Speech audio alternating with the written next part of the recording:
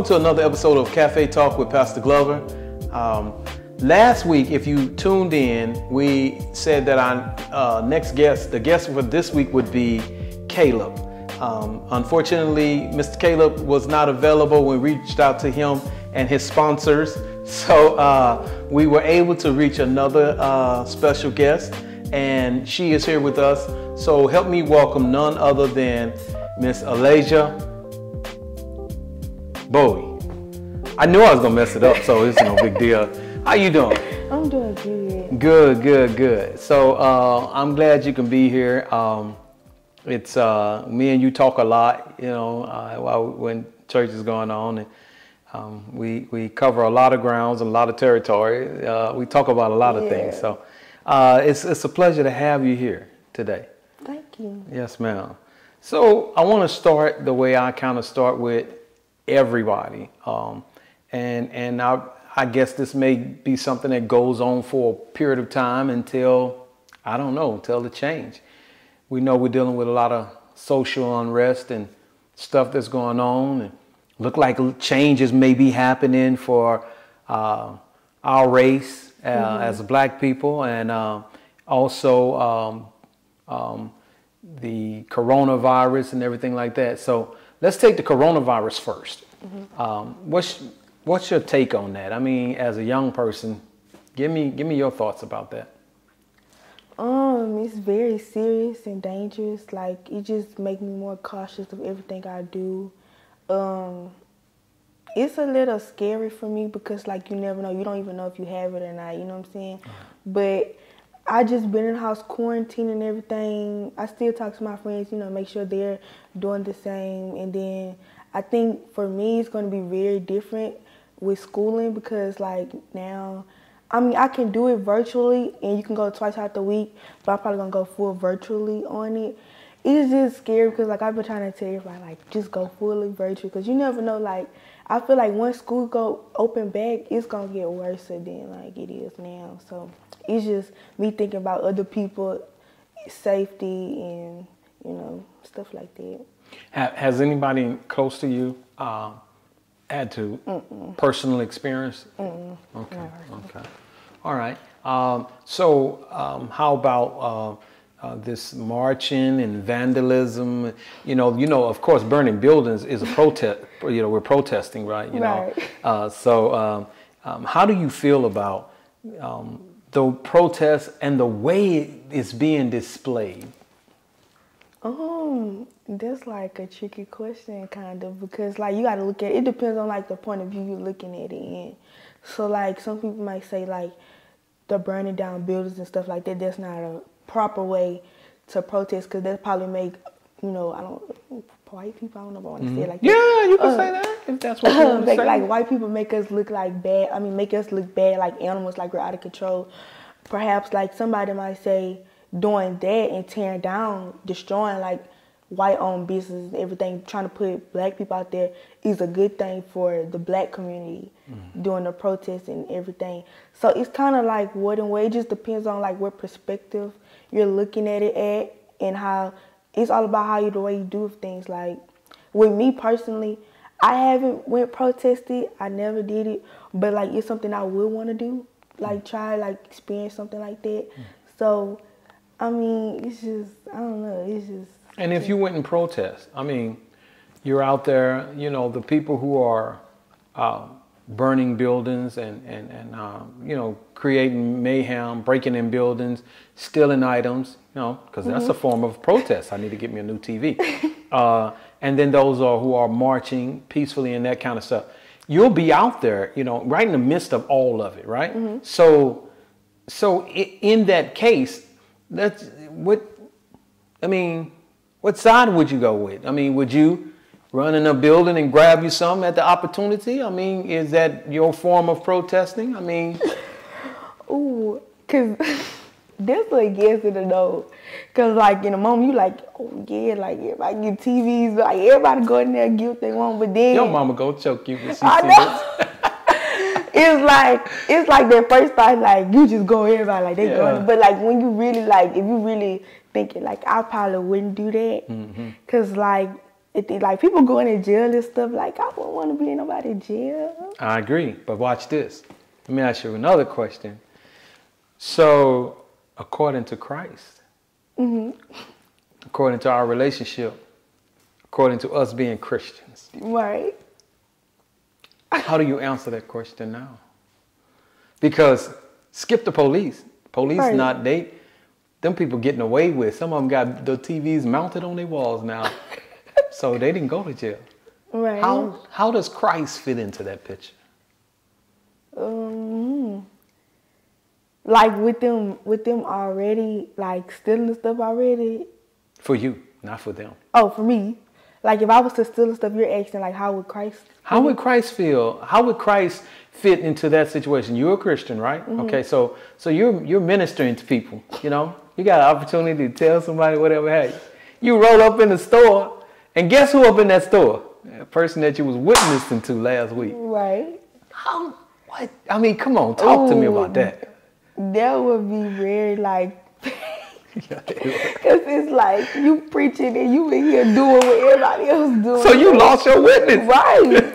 They gonna feel like that's okay. Right. And then that's gonna be on me because like I done told this girl the right way to go and everything. Like God seen me leading her and then it's like I go back and it's like what? Look, you could just say like when you roll up in there they first see you be like, I seen you come up here, I just came to get you. Right, you could do that, but no, that wouldn't be right away because God knows my heart. It be lying, right? So one way or another, it's just bad. I said that, and like I said, I wasn't trying to put you on the spot, but I said that because, you know, the first thought process, give me something, you know, the door open. But I think that when that come to cussing and lying, cheating, stealing, being disobedient, I think it goes with everything. We got to get to where our first thought is, you know, my Father is looking. Right. And we're not all there. I'm not all there. Sometimes, you know, I'll be driving and somebody cut me off and my first thought is, oh, but then, you know, I have to come back. But we got to get to the point to where the Holy Spirit is really guiding and leading us in our decision making. And that way we don't have to worry about being in a place with somebody we witnessed to and trying to figure out, you know, how we explain that. Okay, so how was home then? With being at home, you got a new baby there. Right.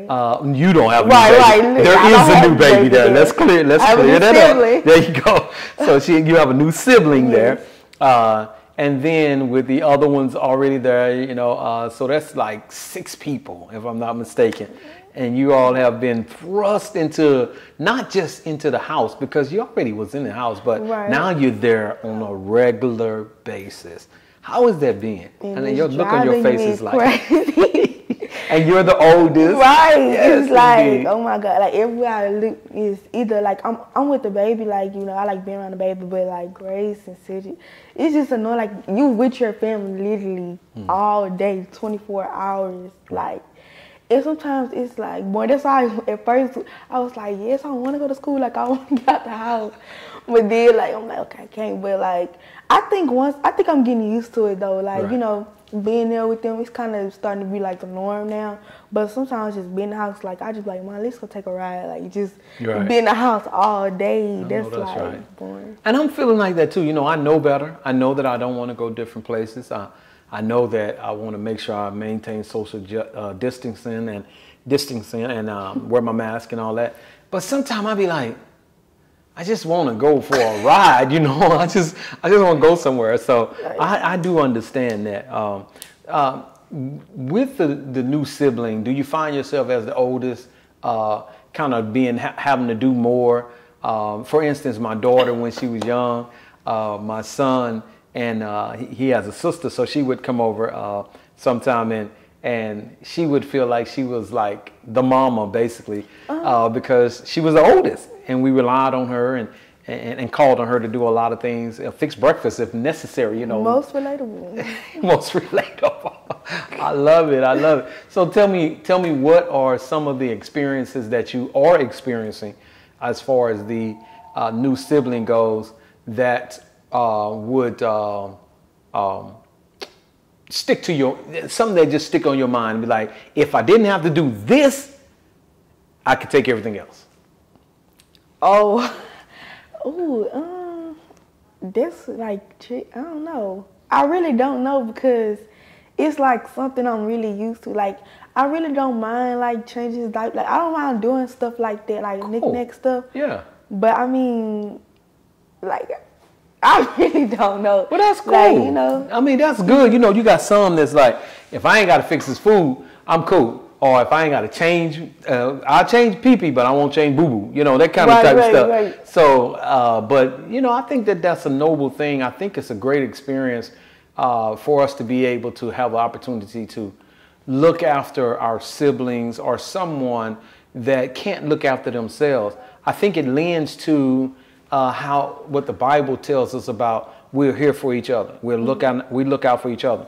And in some instances, when we are to go and preach and minister and reach the lost, that to me, that's like them being a baby. They don't have the knowledge of Christ. And so we're going to reach out to them as Christians with the knowledge, walking with the Holy Spirit. And we're going to help them because they don't necessarily have the fundamentals to walk in that. And then once they receive Jesus Christ, they are as considered baby Christians. So now we got to help them grow. Growing spiritually in their spiritual walk. I love it. I love it. All right. So you have some things that you like to do. Okay. So tell me about it. What's one of your favorites, or should I say, what's a talent you have? I know you can sing, so. No. I mean, I do a little, you know, every now and then, you know. Yeah, she can sing. Go. I like to dance. I think I'm really good at dancing. Like, that's something I'm very passionate about. Okay. I probably don't do it as much like I used to do, but like, I dance. I love cooking. Like, I think that's very, what's the word I'm looking for? I believe you're looking for, it's very like calming. Yes. Yes, like a tranquil type deal. Okay. Like, I don't mind like just being there. Like, it just meditating. You know. Yeah. Okay, gotcha. Okay. So. And sleeping is it. And sleeping is not a talent. I don't know where that came from. So anyway, so sleeping is just something you do. It's a habit or whatever. It's not a talent. Yeah. So nonetheless, okay. So we're gonna have you back on for a cooking segment then. Did you see the cooking segment with Brother Ellis? I didn't. You didn't? Wait. First of all, have you been following Cafe? Let's clear that up. If it's on Facebook, no, I haven't. If it's on Instagram, no, I haven't. Have you seen? No, first of all, you say if it's on, so obviously you haven't been looking because you don't know what it's on, so you have not been following. No, but honestly, like if it's like social media stuff, I literally have to like ask my mom about it because I don't have social media. Tenfold. Well, we gonna talk to your mom because you definitely gonna see this, no matter what media, because she gonna look at this. Right. So so let's talk about the ministry for a minute, okay? And then I get back into some personal questions. What do you know, we're doing this virtual thing.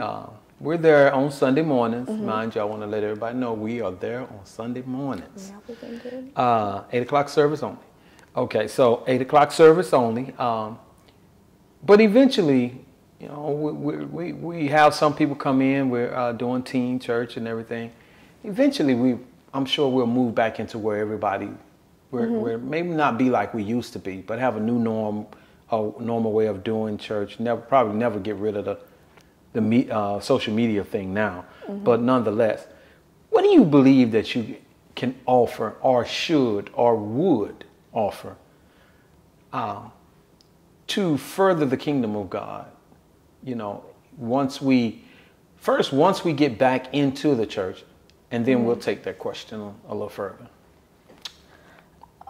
Okay, like you talking about like once everybody come back. Once everybody come back and y'all back in after this, all this has happened. You've experienced all this, the corona, the social situation is going on. Once we come back after all that, what do you believe you have gained to bring back to help the people in the church, your peers?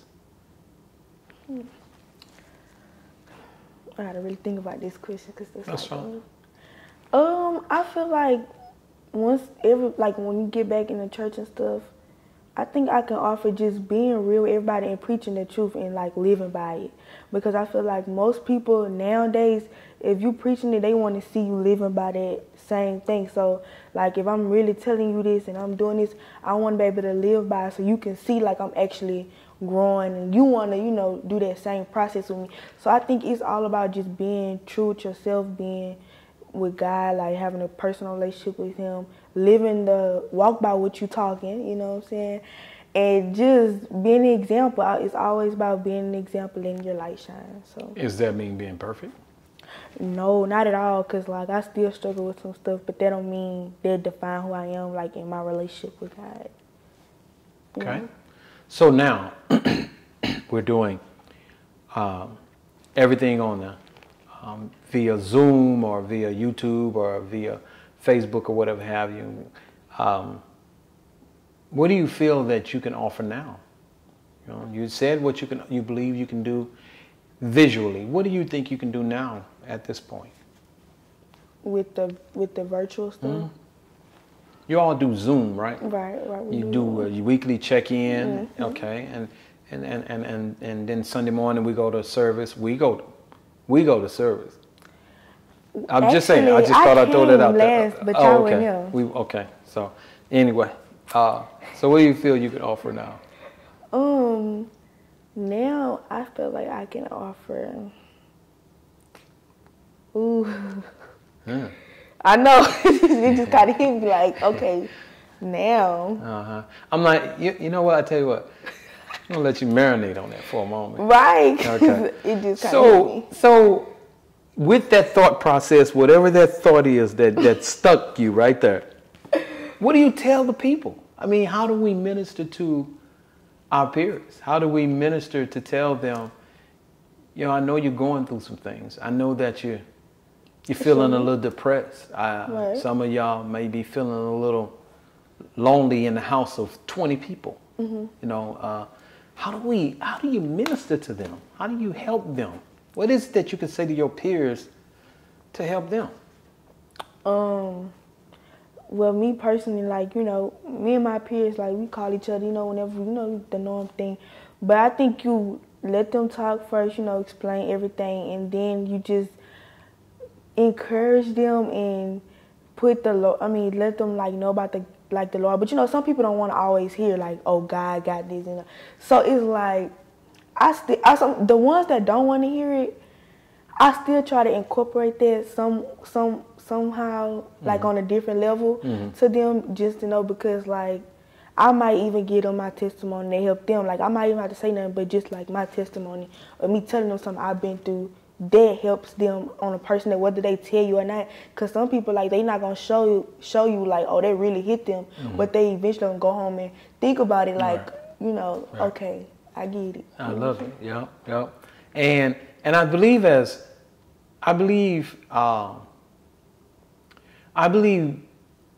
people sometimes want you to call and say, how you doing? Just like, what's going on?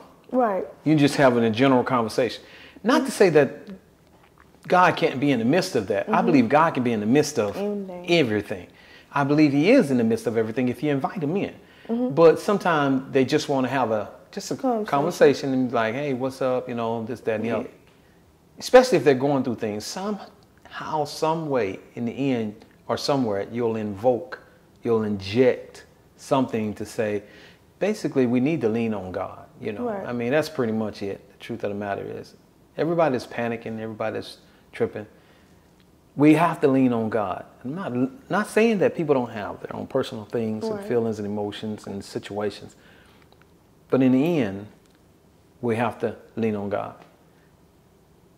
Somebody said, and I used to say it too, well, the best I can do for you, all I can do for you is pray. The best I can do for you is pray, And it waters it down when you say it like that. Because the best you can do for somebody is pray. Right. So with that being said, What's your prayer life like? All right. It could be better. It could be better. Right. I wouldn't say like I could say like I don't pray every day. I think, but sometimes I ain't gonna lie, when I don't do that, like I haven't been doing it lately. When I do pray, it depends. Like it gotta be like how God working in that specific time. But like it really hit me hard. Like dang, I ain't been praying a minute. And I just start thinking about stuff. Like he just started bringing a lot of stuff back. And it's be like, okay, God, like I gotta do better. Like, you know, I wanna do better and stuff. And I'm gonna do better and I'm gonna work on this and that. It just really depends. But he catch me in like the most unexpectedly times, like when I be doing stuff like this. So I mean, it could be better. And I encourage everybody to pray because prayer works. You've been told you have a call in your life a lot of times. I mean, a lot of people have, but you've been really told, and some things have been shown, some things have been spoken into your life, and you've seen it come to pass. Does that tell you anything? I mean, what does that tell you? It really tells me a lot, but I mean, I have a personal relationship with God, so like some stuff people tell me, it's like stuff I already know. So it's like, I guess it'd be a little confirmation from other people when I get stuff like that. But like most times people telling me it be stuff I already know, so it's like, okay, I need to, and like when it keep happening, I'm like, okay, I gotta do it. Like, you know, if it's everybody keep coming and saying like, you know, so I'm like, I gotta walk. Okay, I gotta do this because like God, like my mom always say, like you could play around and God gonna pass you up by somebody else that wanna do it.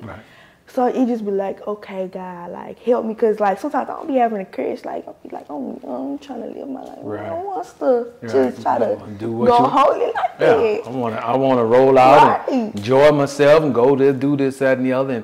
And it appears that accepting Christ is not. You can't do those things. It's not that you can't have fun, but you can't have fun doing those things. And it's like, man, like I'm trying to experience the teenage life. You know what I'm saying? So you gotta. That's why they be like, you gotta pick the side. Like, you know, you can still have fun being a Christian, and then it's two type of fun. It's the fun, you know, the sin way, or the fun the right way. So and that's an everyday battle for me. Like, it's what you gonna do today. You gonna go this way or go left. So it's like, I die daily. I die daily. Simple as that. Every day I die, because every day you're presented with something. So I like that. I appreciate that from you. We're going to close, but I want to ask you, Mama, has Mama gotten crazier, or I mean, because being in, and I could say this about your mama because I know your mom. So is it like, oh my God, Mama, you know, I'll be glad when I go back to school, you go back to work, everything gonna be straight. I mean, or has it been more calmer? I love you with all my heart, but it's been crazy. Like, oh my God, it's more clean. What you doing? Get up, do something. And I'm like, well, dang. Yes, okay, indeed. Okay, I got you. You say click, click, click, right. Pick this up, like my arm's like, I'm like, okay. Yes, I got indeed. I got you. Okay. Well, hey, you know what? I know that one thing about your mom and y'all honest, and she know that if you were asked that question, you're going to be honest, and so I charged me with that one, so I put it out there. So in any regards, I sure appreciate you coming on, and it's a joy to talk to you. I look forward to having you on again, and you know, we got some things coming up in the future, and hopefully with Cafe Talking, hopefully you can be a part of them, because I believe that you all are going to reach and touch a generation, your generation, with your honesty in Christ. Not just honesty, because we can be honest and not have Christ and be brutal and hurt people's feelings and stuff like that. But you look like your mom when you shake your head like that. Yeah, I can do that. So, but in Christ, we honest and leading them to Christ. And that's a difference.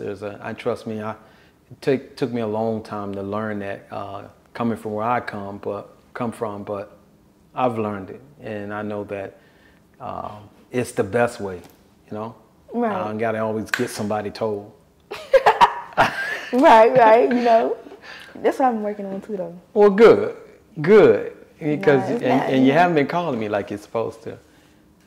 Guys, that's on a whole nother level. We gon' Okay. Well, again, thank you for joining me. I really want you to help me welcome, or help me thank Miss Alayja for being my guest today. And on next week, we have Jessica Pritchard. So I'd like to take this moment to thank you for joining us on another segment of Cafe Talk with Pastor Glover. See you next week.